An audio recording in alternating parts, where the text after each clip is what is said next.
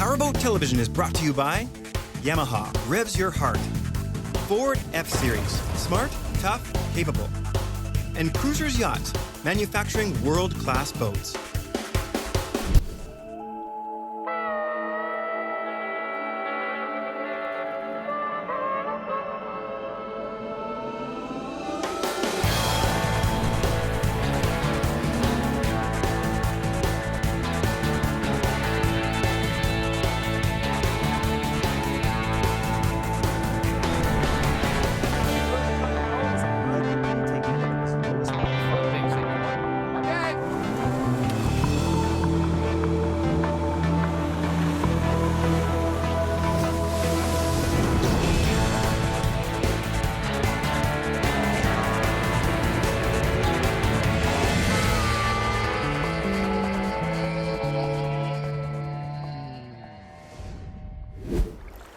Have you ever wondered where Princecraft Boats gets their name? Well, in Princeville, Quebec, of course. We were invited to Princeville to test drive their new lineup for 2020 on Lac William, east of Montreal. Around the campfire one night, we heard about a one-of-a-kind jet boat tour through the Lachine Rapids in Montreal. While the purpose of our trip was for the new Princecraft boats, we are a powerboat show, and that tour does involve powerboats. So we decided to take a short detour on our way home. So we were on our way back from the Princecraft Media Days in Princeville, Quebec, and we thought, why don't we haul off the highway and check out Montreal? So here we are in the old port, and see, John and I don't get to hang out together too much, so this will be a nice afternoon for us to have some fun, because it can't just be work all the time. Montreal is Canada's second largest city and has a unique European feel.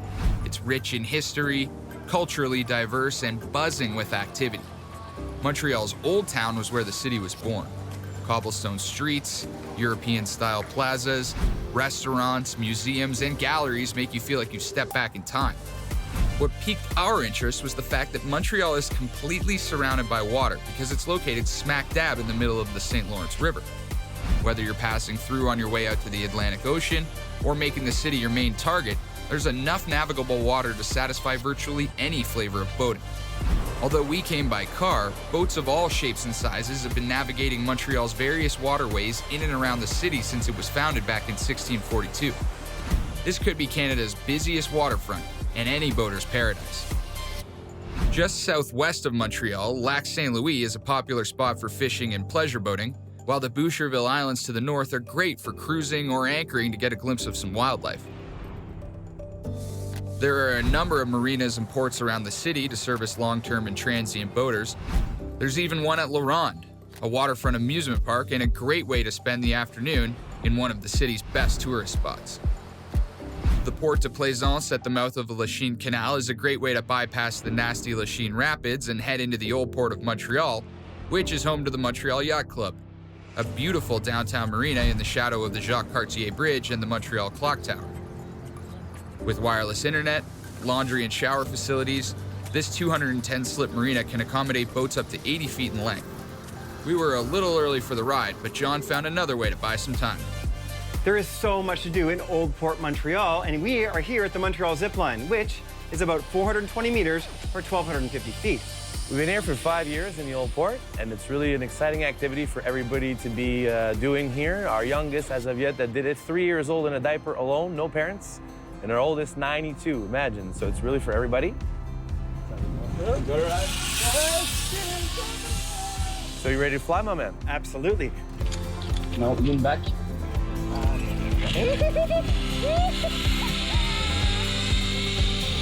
The zipline is an amazing way to see the Old Port and get a bird's eye view of the yacht club to see just how big those jet boats really are. Remember earlier when Drew mentioned the nasty Lachine Rapids? Well, that's where we're headed, and this is the boat that will be taking us there, courtesy of the Saut Mouton Jet Boating Company. Mouton, Saut Mouton, it means the boats that jump the waves. We've been doing it now 37 years. My brother heard about these rapids in a downtown Toronto shopping mall. Some nameless old man was passing out pamphlets for a rafting trip, wilderness tours in Ottawa. He said if I had that raft when I was a kid, I'd take it through the Lachine Rapids. My brother said, where are they? And he said, downtown Montreal on the St. Lawrence. Why don't you try it? Maybe it'll be a good raft trip. And so that's how it all began. A nameless person, a flippant comment, and here we are. The company operates wilderness tours whitewater rafting on the Ottawa River, jet boating in Niagara Falls, and of course the wettest and wildest tour of Montreal you can find. You can't tackle the rapids in just any old boat. These jet boats are very unique. This is one of the fastest pleasure crafts in Canada. It moves somewhere between 42 and 48 knots, somewhere in the 60 to 80 kilometer range. This is a double-hulled aluminum boat. It's about 40 feet long, 14 feet wide, fully loaded with 48 people. It only needs about 18 inches, about 1.5 foot of water to move around. It's got a very shallow draft, almost a flat hull. It's got about a 5% V, so it can do like a 360 spin. There's 8 compartments that are watertight, so it should not sink, but then the Titanic went down. So, you know, things do happen. Well, that's reassuring. This vehicle has got 1,300 horsepower. It's got 2 660 horsepower Caterpillar Aquamarine diesel engines. They're built in Texas. And it's got 2 Hamilton water jet turbines that come from New Zealand, in a place called Hamilton in New Zealand. Think of this as a giant sea-doo for 48 people. No propellers underneath, so there's nothing underneath to catch on the rocks. Coming up later in the show, I try to muster up the courage to take on the Lachine Rapids.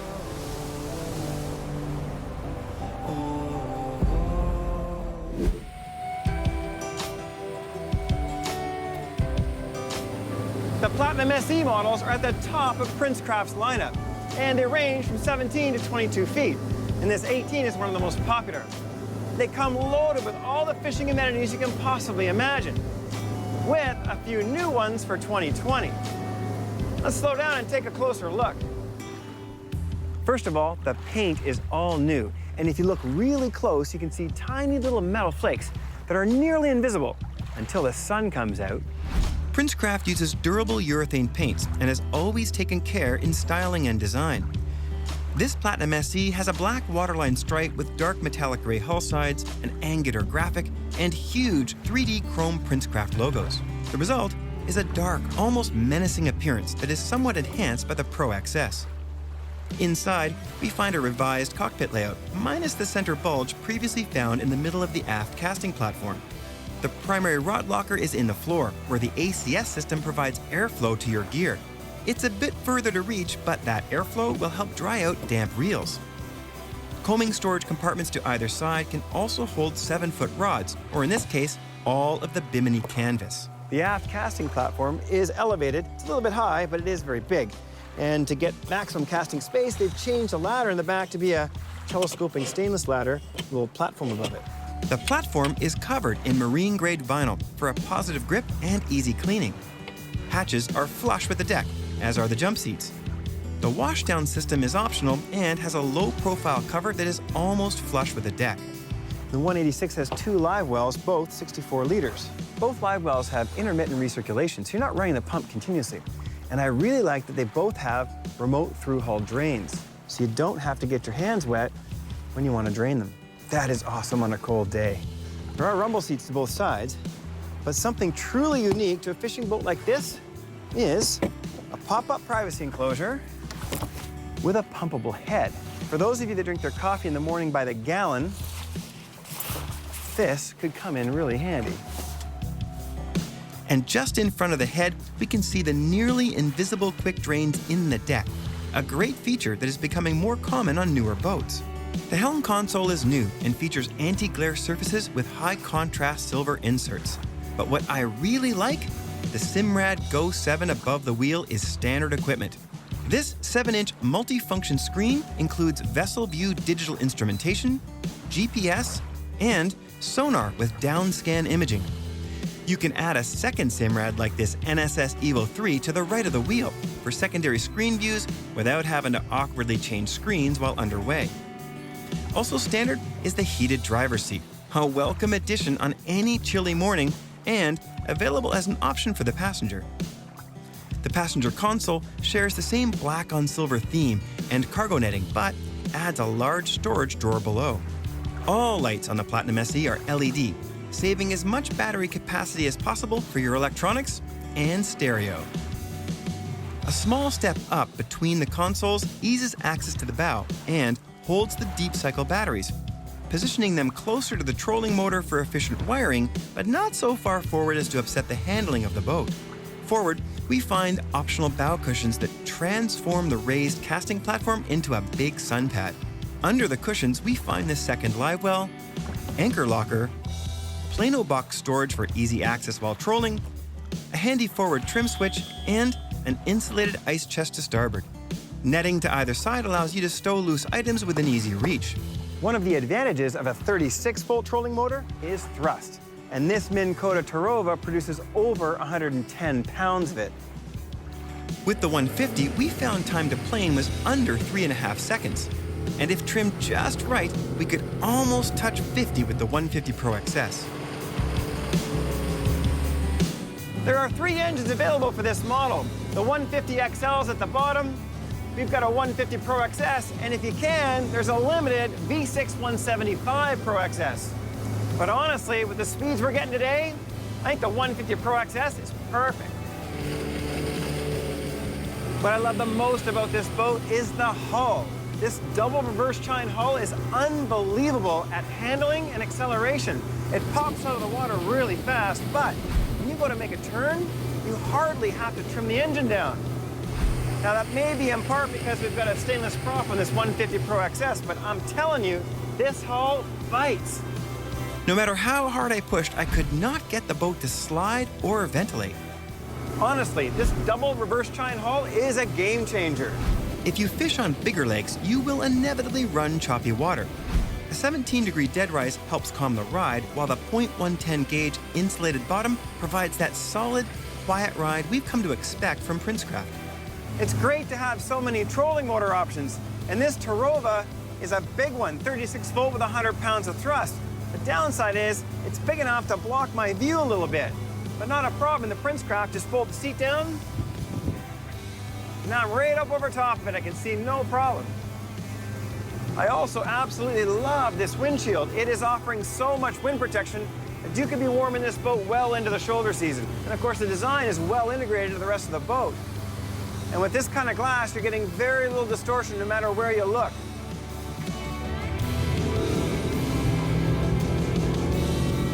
And the windshield is now a frameless design, adding to the already sophisticated styling. And the center walkthrough even has a friction hinge to prevent the window from slamming. It's difficult to find anything missing that's not on the options list. I might add a kicker, and I would for sure add the ski tow, but that's about it. Princecraft has really done their homework on the Platinum SE. When you add everything together, you end up with a boat that is more than just a premium model. You end up with something you can truly be proud to own.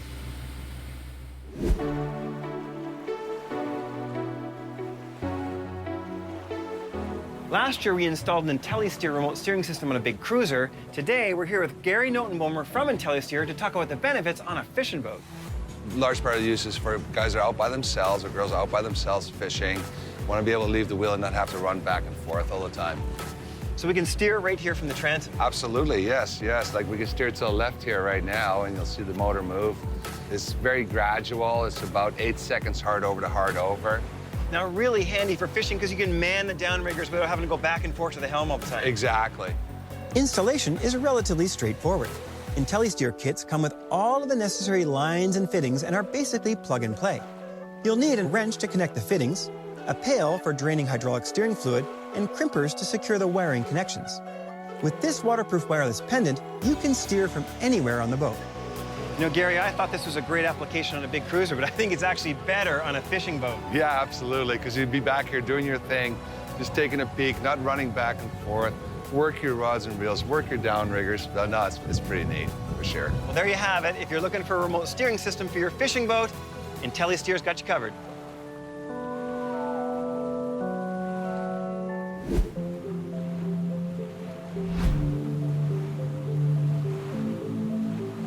Welcome aboard the Leader 6.5 from Jeanneau. With an awesome sun deck and a great cuddy cabin, this is a versatile cruiser that was built to do it all. And it pretty much does, just about as well as a 22-footer can.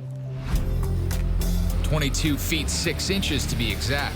With an 8-foot 1-inch beam, it's the smallest boat in the Leader line. With a dry weight of just 2,650 pounds without the engine, it's easy to manage on the water and on a trailer. The V-shaped hull and an innovative layout can make it a comfortable fishing boat, family boat, or a weekender, perfect for a couple who can store it in their garage, trailer it to the lake, and do a lot of the maintenance on their own. Now, obviously, with the outboard power, you do sacrifice a bit in terms of swim platform, but Jeanneau has squeezed in two pretty good-sized platforms on either side of the engine with a 5-step ladder on the port side, which is great for anybody swimming or skiing, especially since these platforms are a little bit high off the water. Just forward that ladder is a built-in self-draining cooler. And of course, the optional ski pylon is a must if you're planning on using it for any water sports. The port side seat back swings open, giving you easy access to a surprisingly roomy cockpit, which uses the space it has very intelligently. So if you are planning to buy a boat like this as a weekender, this is just about as small as you could go, if you ask me. What it lacks in size, this one does make up for in versatility. Nice, open, self-draining cockpit with the non-skid floor. Very easy to clean, especially with the manual and automatic bilge. It looks a lot to me like a fishing boat or maybe a work boat as it is. We can fold down the seat on that side, have a nice L-shaped lounger. There's an option for that on the port side. And with a dealer-installed marine foam floor, which is an option, I think that you could really make this a nice family boat if you got a small family. The cockpit has a decent amount of storage with an in-floor compartment, storage under the aft bench, and mesh nets for easy access, plus fishing rod holders and fold-away cup holders. The helm is well appointed with everything right where you need it to be on the dash. That includes toggle switches and storage for things like phones and car keys just under the wheel. A pair of cushy captain seats are bolstered, and the footrest on the floor makes for a nice ergonomic ride whether sitting or standing. The helm's asymmetric configuration is an awesome design because it gives you a wide walkway on the port side while saving a bit of space on the starboard side to get you out to its great big spoon-shaped bow that's covered in non-skid. Perfect for casting or just hanging out with high railings and a pair of cup holders. The sun deck mattress is optional, but if you ask me, it's essential to really get the most out of the 6.5. Same goes for the optional anchor package and electric windlass to just let you relax for an entire weekend on the hook. And the biggest key to a weekend on the water is the roomy cuddy cabin down below. A pair of single berths can combine to form a double, and the optional chemical toilet can be added, and it's all shielded and sealed into the helm with a molded tilt-up hatch cover. On the water, it's a smooth ride, even in a good amount of chop. The deep V hull cuts through waves with its 17-degree dead rise. In less than ideal conditions, our 150 Merc got us on plane in just a few seconds and hit a top speed of just over 40 miles per hour. If you're in a hurry, you may want to opt for the 200. Cruising speed was best between 30 and 32 miles per hour. Seated at the helm is comfy, but unless you're an NBA player, you'll probably have to stretch to see over the dash with the bolster down. Bolster up or standing, though, you have great visibility, even with the optional bimini, with unobstructed views for a full 360 degrees. And a nice high wraparound windshield and tons of freeboard makes for a real protected and dry ride, even in a little bit of chop like this. It may be small, but the Jeanneau Leader 6.5 is versatile, convertible, and trailerable.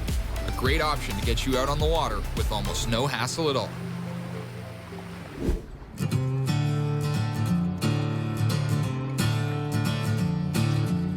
Back in Montreal, we were just about ready for our jet boat ride.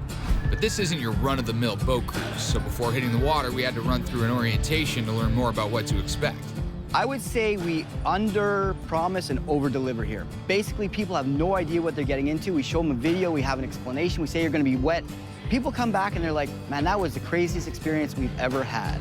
And I have to say, I didn't feel a whole lot better when I saw all the gear we needed. Even in the summer, the St. Lawrence can be ice cold, so Soak Mouton outfits all the riders with a fleece, a rain suit, some fancy footwear, a huge padded life jacket, and another poncho just for good measure. And John was doing everything he could to help calm my nerves. I opted for the brain bucket as well, just to be safe. These are Class 5 rapids. Even the people that have kayaked it, really whitewater specialists, have been through here. Everybody is very impressed. They are the second largest runnable rapids in North America after the Colorado River by water volume. Basically, the CFS, or the cubic feet per second out there, is over 500,000. We're gonna go in about 4 different waves and have a lot of fun getting wet. Anything else you think we missed that we need to know? No, if you've signed the waiver, we're all good. All geared up, we took our seats in the front row and we're ready for the ride out. No seatbelts in this thing. The first part was kind of nice. For about 15 minutes, we cruised past the city skyline, under some bridges, and down to St. Lawrence. Todd was right, this boat hauls. And then, everything changed. Also, our tour guide, Todd, was nuts. Seriously, who gave this guy a megaphone? Hey, Drew, time to get the shampoo out. Let's go. Shampoo's in the hair.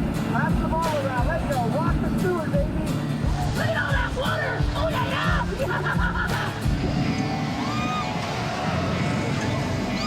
You ain't seen nothing yet, honey. Wait till I bring out the big stuff. Oh, my God, the big stuff. On your right side, John, there's a big hole called toilet bowl. It's on your right. The waves are going to come left, right.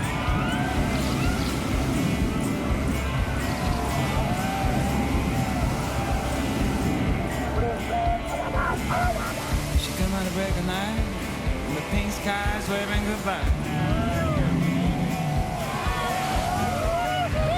It's trying to be a slide ice and green.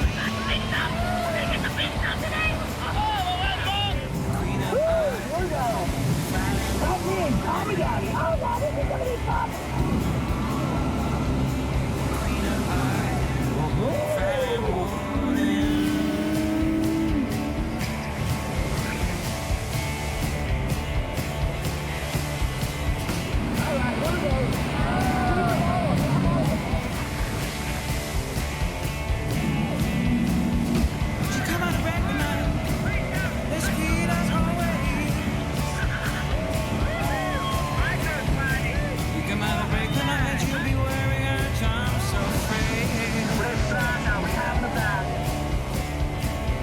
She's trying to avoid everyone.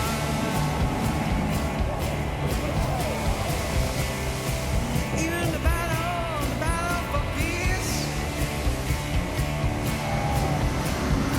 Queen of Friday morning. Queen of Friday morning. These guys did not undersell this ride in the least. Where else can you go from completely terrified to having the time of your life in seconds? Well done, everybody. You guys don't go. And if that didn't look crazy enough, my hair tells a different story. Finally back on dry land. Do you think Jack's promise lived up? Unbelievable. I've never been in a boat where a 10-foot wave came over on my head, and I wasn't really that worried, but Drew was a little worried. Yeah, I gotta get new pants, and it's not because of the water. We show people from right here in the Old Port the 2 best miles of the St. Lawrence River.